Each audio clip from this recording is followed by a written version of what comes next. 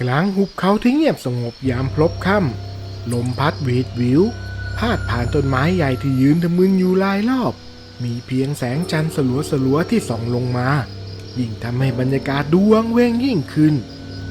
นัดผู้ที่รักการเดินป่าเป็นชีวิตจิตใจและมักจะหาเวลาว่างจากงานมาเดินเที่ยวเล่นในป่าอยู่บ่อยครั้งกำลังจ้องมองเข็มทิศที่ตอนนี้ก็ไม่สามารถใช้การได้สัญญาณมือถือก็ไม่มีเข็มทิศก็ดันมาเสียอีกนัดจึงใช้ดวงดาวเป็นตัวกำหนดเส้นทางในที่สุดก็เดินจนมาเจอหมู่บ้านแห่งหนึ่งตั้งอยู่กลางหุบเขาที่มีเพียงแสงไฟลิบหลี่จากบ้านเพียงไม่กี่หลังเท่านั้นแต่แล้วจู่ๆก็มีชายสูงวัยผู้หนึ่งเดินออกมาจากเงามืดเขาสวมเสื้อผ้าเก่าๆและถือตะเกียงอยู่ในมือดวงตาหลีมองจ้องมาที่นัดพร้อมกับพูดขึ้นมาว่าไอ้หนุ่มมาทำอะไรแถวนี้ดึกๆดื่นๆไม่กลัวผีป่าผีดงบ้างหรือไงผมแค่หาทางไปในตัวเมืองครับแต่สงสัยจะหลงป่าแล้วก็เข้ามาเจอหมู่บ้านนี้โดยบังเอิญมันไม่ใช่เรื่องบังเอิญหรอกไอ้หนุ่มบางทีอาจจะมีอะไรบางอย่างดึงเองเข้ามาที่นี่ก็ได้ ลุงครับนี่มันยุคไหนแล้วครับผมไม่เชื่อเรื่องพวกนี้หรอกจะเชื่อหรือไม่ก็เรื่องของเองแต่ที่นี่นะมันมีเรื่องที่คนนอกอย่างเองไม่มีทางรู้แต่ว่าเรื่องนั้นช่างมันเถอะนี่มันก็ค่ำมืดแล้วเดี๋ยวเองตามข้าไปพักที่บ้านก่อนก็แล้วกันลุงสางค่อยเดินทางเข้าเมืองนัดขอบคุณลุงชวนและคิดในใจว่าตนช่างโชคดีกันไรเช่นนี้ที่มาพบกับหมู่บ้านกลางหุบเขาและยังมาเจอลุงใจดีที่ให้ที่พักฟรีๆและตั้งใจว่าถ้าลุงสางแล้วตนเข้าเมืองก็จะซื้อของกลับมาฝากลุงเพื่อเป็นการขอบคุณแต่ทว่าระหว่างทางที่ลุงกำลังพาเดินเข้าหมู่บ้านนั้นจู่ๆลุงก็เล่าเรื่องแปลกๆเรื่องหนึ่งให้นัดฟังในหมู่บ้านนี้น่ะมีกฎอยู่ข้อหนึ่งที่ห้ามละเมิดเด็ดขาดกฎอะไรหรือครับลุงห้ามเข้าไปใกล้บ้านหลังสุดท้ายของหมู่บ้านหรือก็คือบ้านของยายคำลุงชวนลดเสียงลงเหมือนกำลังกระซิบแล้วกับไม่อยากเอ่ยชื่อนี้ขึ้นมาทำให้นัทต้องเงี่ยหูฟังด้วยความสงสัยดีที่ป่ารอบๆค่อนข้างเงียบจึงทำให้ได้ยินเสียงของลุงชวนชัดเจนขึ้นแล้วลุงชวนก็พูดต่อว่ายายคำน่ะแกคือคนเฒ่าคนแก่ที่อยู่นี่มานานนมแต่บางคนก็เรียกแกว่ายายผีบ้ายายผีบ้าทำไมถึงเรียกแบบนั้นล่ะครับก็แกชอบเก็บของแปลกๆมาไว้ในบ้านบางคืนก็ได้ยินเสียงแกร้องโหยหวนแต่บางคืนกลับได้ยินแกหัวเราะชอบใจบางทีก็มีเสียงแปลกๆออกมาจากบ้านแกตอนกลางคืนแถมเวลาแกจ้องใครนะขนลุกสู้ไปทั้งตัวเลยแหละแกคงเป็นแค่คนแก่ที่สติไม่ดีมั้งครับผมมักจะเห็นคนแก่ที่อยู่คนเดียวเป็นกันบ่อยๆไม่ใช่แค่นั้นหรอกไอ้หนุ่มมีคนบอกว่าแกเล่นของบางคนก็ว่าแกใช้คุณไสยจนกระทั่งของเข้าตัวกลายเป็นผีปอบไปแล้วลุงชวนทิ้งท้ายไว้เพียงแค่นั้นและก่อนที่จะพานัดไปพักที่หลองข้าวที่ว่างเปล่าก็ได้ย้ำกำชับกับนัดว่าเอ็งจำเอาไว้นะห้ามออกไปไหนเด็ดขาดและไม่ว่าจะได้ยินเสียงอะไรก็ห้ามตอบห้ามทักหลังจากที่ลุงชวนจากไปทุกอย่างก็กลับมาเงียบสงบอีกครั้งแต่ในความเงียบนี้กลับแฝงความวังเวงชวนขนลุกแบบที่นัดเองก็ไม่เคยรู้สึกเช่นนี้จากสถานที่อื่นๆเลยแต่สิ่งเหล่านั้นก็ไม่อาจทำลายความสงสัยใคร่รู้ของชายหนุ่มได้ยิ่งลุงชวนพูดแบบนั้นมันยิ่งน่าสงสัยเราคงต้องออกไปพิสูจน์กันให้รู้เสียทีว่าเรื่องคุณไสยหรือผีสางน่ะมันไม่มีอยู่จริงนัดจึงแอบย่องออกมาจากหลองข้าวเก่าเดินไปตามทางเดินแคบๆที่ปกคลุมไปด้วยความมืดมิดลมหนาวพัดโชยมาเป็นระยะได้ยินแต่เสียงกิ่งไม้เสียดสีกันและเสียงจิ้งหรีดร้องระงม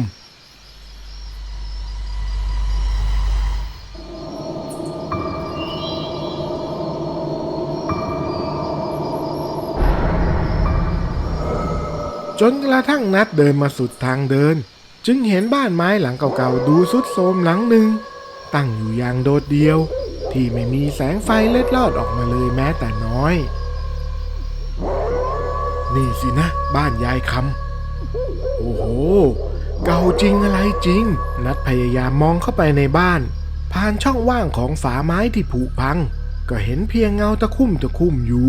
จึงทิ้งสายตาสักระยะเพื่อให้ปรับเข้ากับความมืดได้มากขึ้นแล้วก็เพ่งดูอีกครั้งหนึ่งก็ถึงกับต้องผงะล้มลงเพราะสิ่งที่เห็นนั้นก็คือยายแกนั่งอยู่บนโต๊ะกำลังนั่งแทะอะไรบางอย่างที่ดูไปแล้วเหมือนกับท่อนแขนของคนอย่างไรอย่างนั้น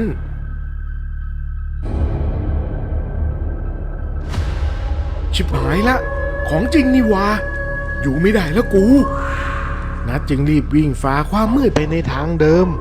แต่ทว่าก็ต้องชนเข้ากับร่างหนึ่งจนต้องล้มลงไปกับพื้นเมื่อนัดเงยหน้าขึ้นก็เห็นว่าที่ตนเองชนนั้นก็คือลุงชวนนั่นเอง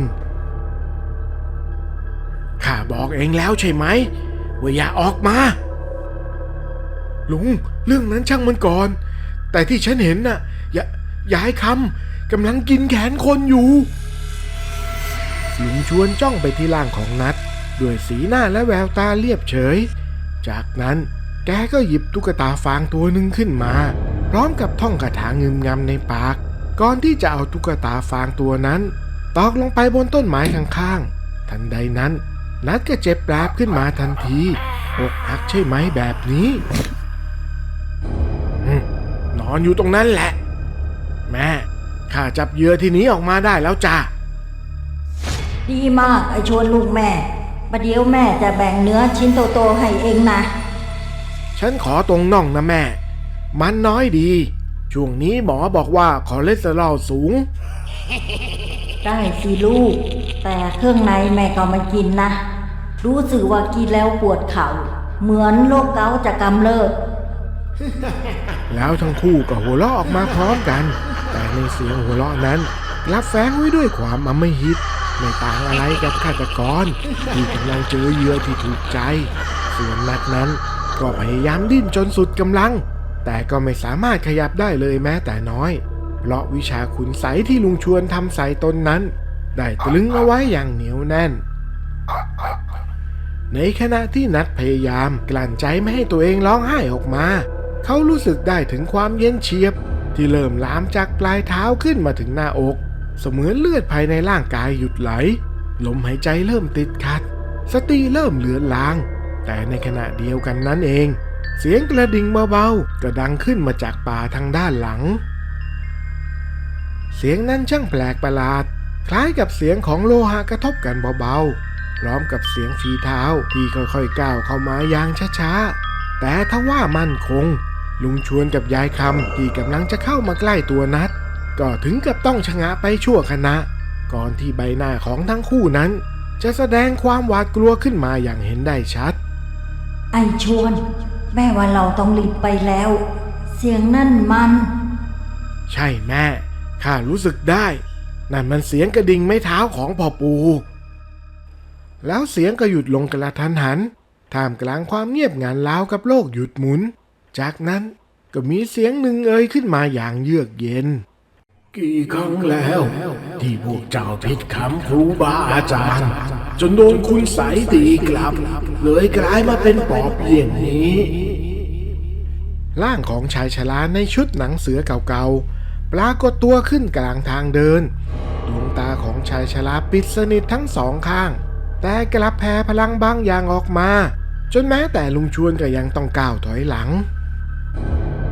พ่อปู่พวกเจ้าสัญญากับข้าว่าจะใช้วิชาโดยชอบ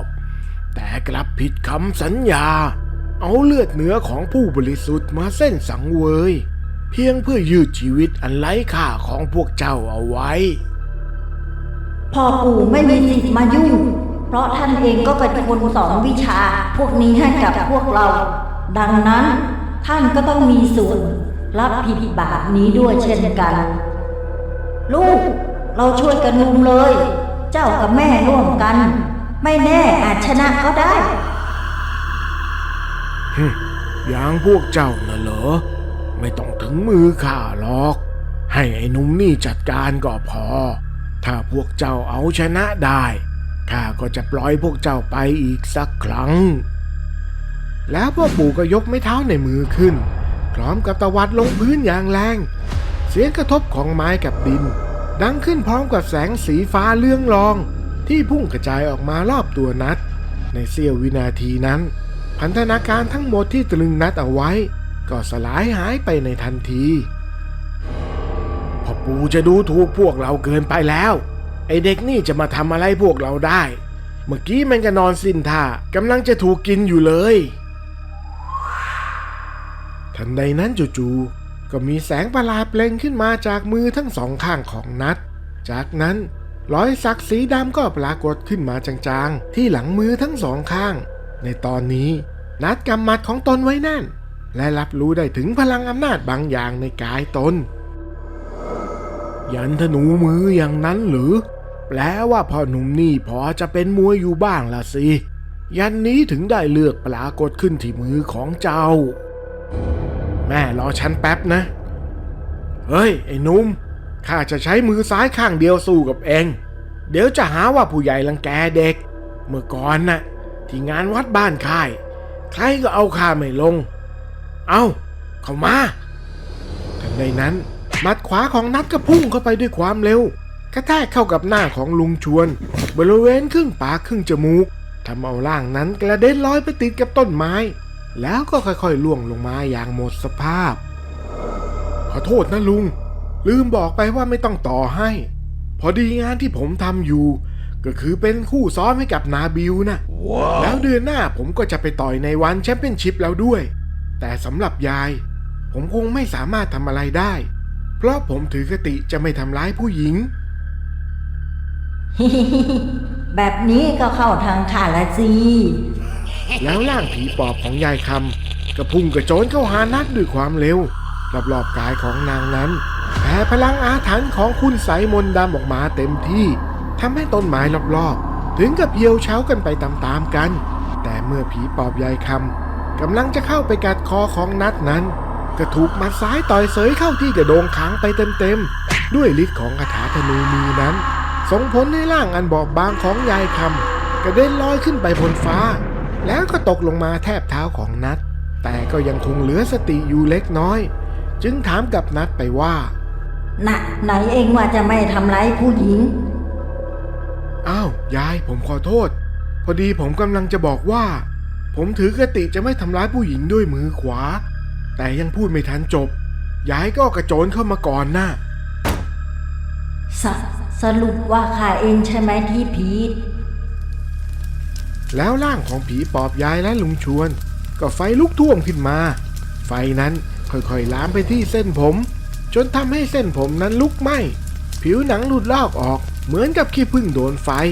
เพราะพลังของอวิชชาคุณไสยที่ได้ร่ำเรียนมาเริ่มที่จะสลายไปทว่าไม่ทันไรร่างของทั้งสองก็เริ่มไหม้เกรียมก่อนที่จะเหลือเพียงเศษเท่าธุลีปลิวหายไปในสายลมในยามค่ำคืนเสียดายจริงๆที่ข้าไม่อาจรับเองเป็นลูกศิษย์ได้เพราะได้สาบานกับฟ้าดินเอาไว้แล้วว่าจะทิ้งวิชาทุกอย่างออกแสวงหาทางหลุดพ้นจากวัฏสงสารนี้ส่วนยันธนูมือข้าก็จะให้เองไว้เป็นของขวัญก็แล้วกันแต่จงจำเอาไว้นะว่าให้ใช้เพื่อพดุงคุณธรรมเท่านั้นนัทจึงก้มลงไปกราบพ่อปู่อีกครั้งแต่พอเงยหน้าขึ้นมาก็ได้ยินแต่เพียงเสียงพ่อปู่พูดเบาๆว่าเมื่อเจ้าตื่นขึ้นมาก็จะได้พบกับทางออกจากป่าได้เองที่สำคัญอย่ากลับมาที่นี่ป่าแห่งนี้อีกเป็นอันขาด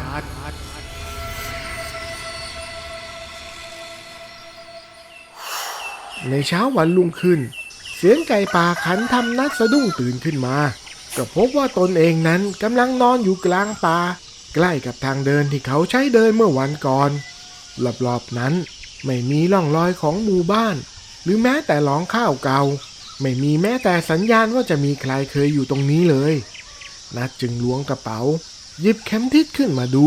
คราวนี้มันทำงานได้ตามปกติ เขาจึงหันไปมองรอบๆอีกครั้งก่อนถอนหายใจเฮือกใหญ่นี่เราฝันไปหรือนี่หรือมันเกิดขึ้นจริงกันแน่แต่เมื่อนัดลองดูที่มือทั้งสองข้างก็พบว่ายังมียานธนูมือปรากฏอยู่รอยนั้นเหมือนจะเพิ่งสักไปได้ไม่นานจึงเริ่มมั่นใจว่าที่ตนเองเจอนั้นไม่ใช่ความฝันแน่นอนและก่อนที่นัดจะเดินทางจากไปเขาก็สังเกตเห็นอะไรบางอย่างซึ่งสิ่งนั้นก็คือตุ๊กตาฟางตัวเล็กๆตัวหนึ่งที่ถูกตอกตรึงด้วยตะปูไว้ที่ต้นไม้นั่นเอง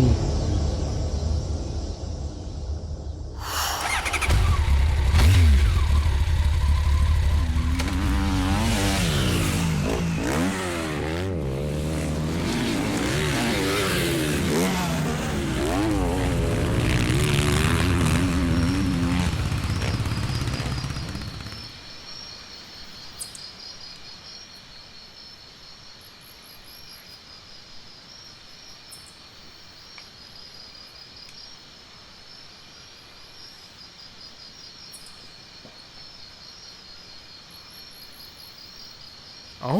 สัญญาณมือถือก็ไม่มีเข็มทิศก็ดันมาเสียอีก